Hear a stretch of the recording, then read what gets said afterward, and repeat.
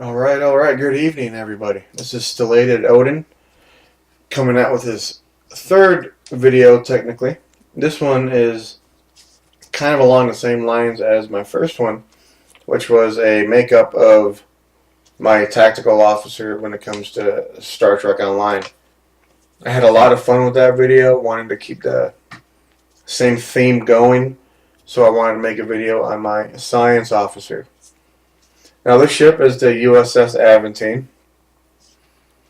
The focus of this character, whether it's space or ground, is healing.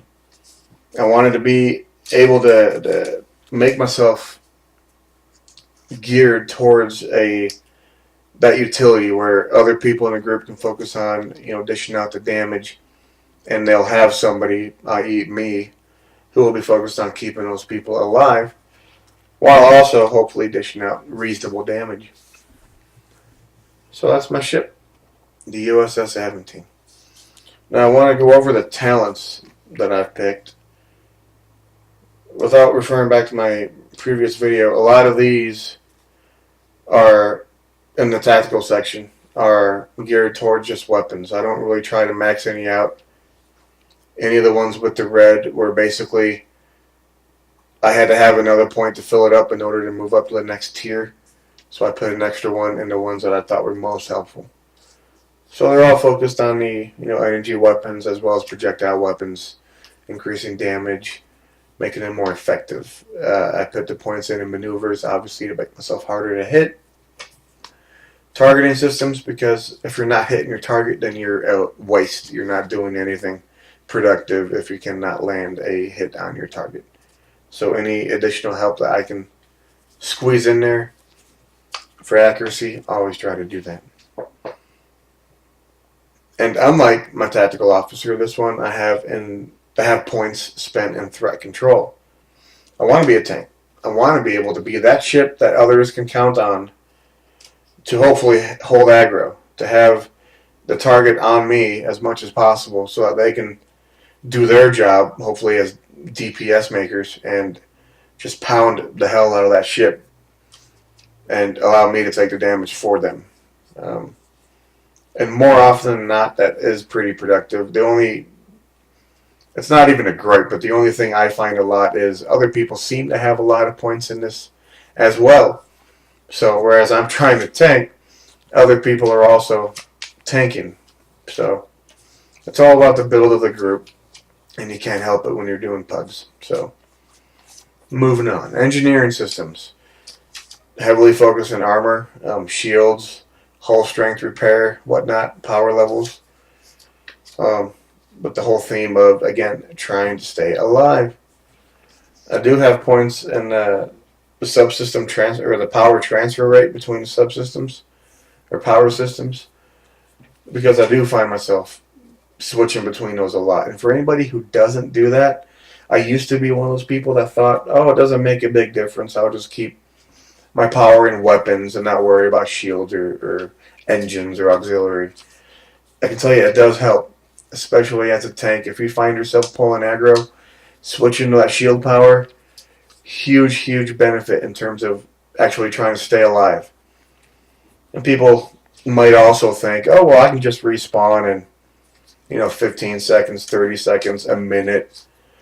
And yes, I have been that guy in plenty of groups where I've died so many times, for whatever reason, that I do have a minute respawn time. So you're basically, again, you're a crutch. You're taking up a spot in that group for no reason. You're not helping anybody. So being able to switch between those power systems, very helpful. Science and operation systems. Power insulators. I don't want my shields getting drained, as I want to minimize that as much as possible. Again, shield systems, shield emitters, and again the resistance to hold, disable, knockbacks, and slows. Very helpful, especially as a tank. You don't want to be stuck. You want to be able to keep moving. I do have ground skills spent in this character because I do a lot of ground missions on this character. If you know me at all, my tactical officer, I don't like doing ground stuff. No real reason except I love focusing on space on that character. Whereas this one, I like to do a little bit of everything. So that's that. The U.S.S. Aventine Odyssey Science Cruiser. Love it, love it, love it. I got 60k hull strength for those interested. 192.3% hull repair rate. 195.3 shields every 6 seconds. And almost 13,500 shields in every direction. So it's pretty good in my opinion for defensive abilities. Now my weapons, all fleet advanced weapons. These are the disruptor beam arrays. Damage times 3 times 3 plus accuracy. Have 3 in the front, 3 in the back. I have the wide angle quantum torpedo launcher from the C store, Sovereign class that you can pick up if you have the cryptic points for it. I like this because as a cruiser I'm not able to turn as much as I'd like. This is able to make me move or to fire the torpedo within 180 degrees. So I find it helpful. Elite fleet deflector. I'll let you guys read these. I tried to pick the ones that had the most benefit in terms of shields and or hull repairs. So those are the ones I picked.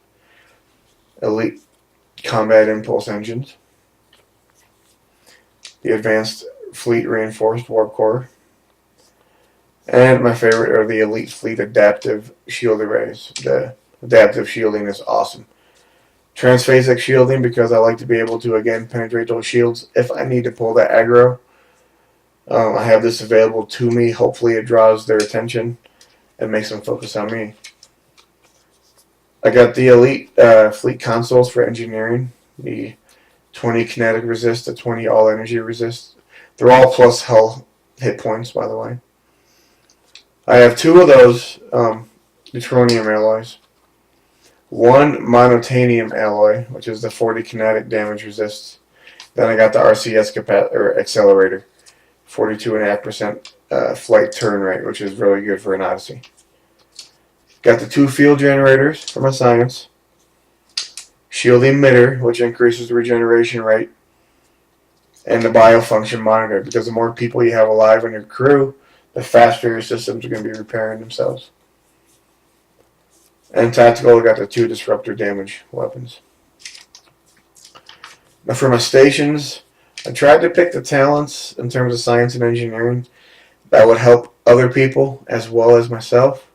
Again, why focus on being a healer if all of your abilities only allow you to regenerate? So a lot of science focus on this one. I got the polarized hull, which is obviously for me, but it allows me to get unstuck if I ever get stuck. Science team 2 shields, hazard emitters, again hull hit points. I got my tactical systems, my torpedo spread, my beam, fire at will, and my high yield 2.